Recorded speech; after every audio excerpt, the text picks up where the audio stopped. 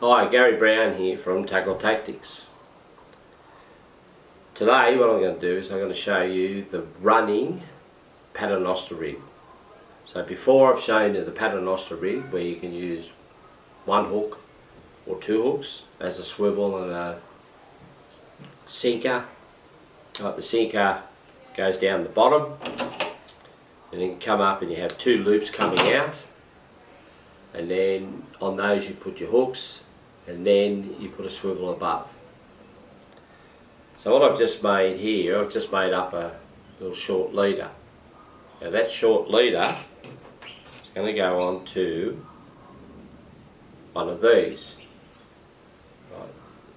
Now this has a clip which you're going to undo back up, and it's hollow through the middle.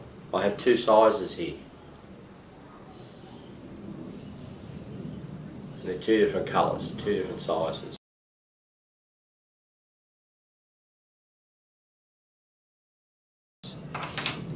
So what happens is that this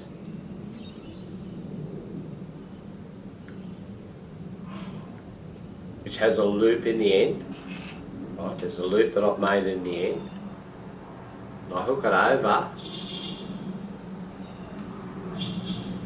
and there's my leader. Now what this does is this is going to slide up and down our main line. So to one end, so the end that comes from your rod and your reel, right, you attach your main line, that is, you attach a swivel to it.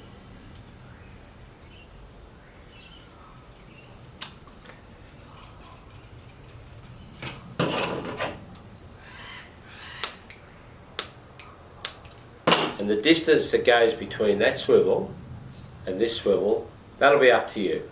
But I would say maybe half a metre would be enough. And onto that, you then put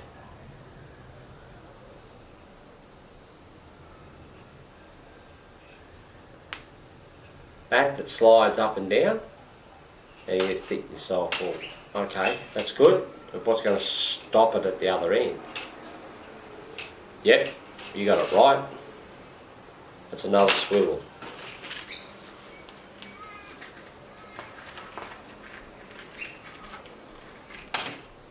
So we attach another swivel to it.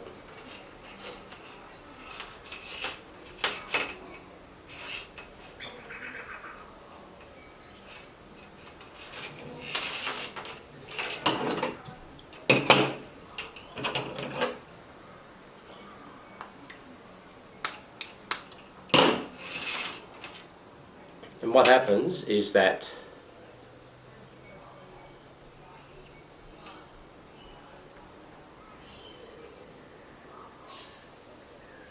one goes up to your rod and reel, the swivel there. You have another swivel here. So what happens is this can slide up and down. Why do you have to have it sliding up and down? The reason being is that you can cast this out, and on the end of this swivel here, which is the bottom swivel, you attach another line,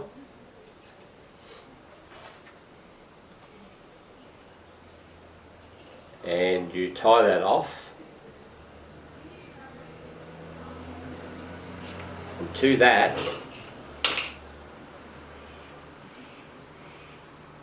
you attach your sinker.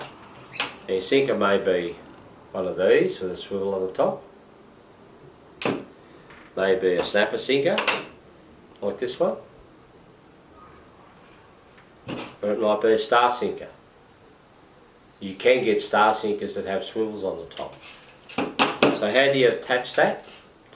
You could tie it on just with your favourite knot, right? But you find that when you're fishing off the beach or off the rocks, you might find that you need to change the size of your sinker quite often. So you make that loop on the bottom, And the loop is where you pass it twice through, right, so the knot don't slip. And it's just a matter of squashing it up, pushing it through the eye and over the top. I find that I hook it up like that. Now if I want to change the size of the sinker because I have a bit more current or I need to get a bit more distance out further, I can easily take it out, get a larger sinker, once again put it through the eye, slip it over the top, there you have it. So what happens when you cast this out, this goes out through the air, lands on the water, sinks down to the bottom, it sits down there. This has part here goes back up to your rod and your reel, remember, right? And this can slide up and down. Now say, for instance, right, that this was sitting on the bottom like that and this is maybe floating or just sitting above the bottom, doesn't really matter, and a fish takes it, what you've got is that this is reasonably tight, right, going back up to your rod. You have your sinker out here, which is tight, so what happens is the fish swims off with it and it comes to this point here and stops, and the hook that's there in the bait, that's in its mouth, will then turn and it'll hopefully hook it. So there you have the sliding Paternoster rig. It can be used in the estuaries, right? You can also use it off the beach. You can use it off the rocks. Very, very effective, right, for targeting larger fish like your big salmon, your big tailor, your sharks, your rays, your jewfish and stuff like that. In the estuaries you can also do it, you can chase kingfish, right, if you're bait fishing. So it just slides up and down. So there you have it, the sliding Paternoster rig. Not much to it.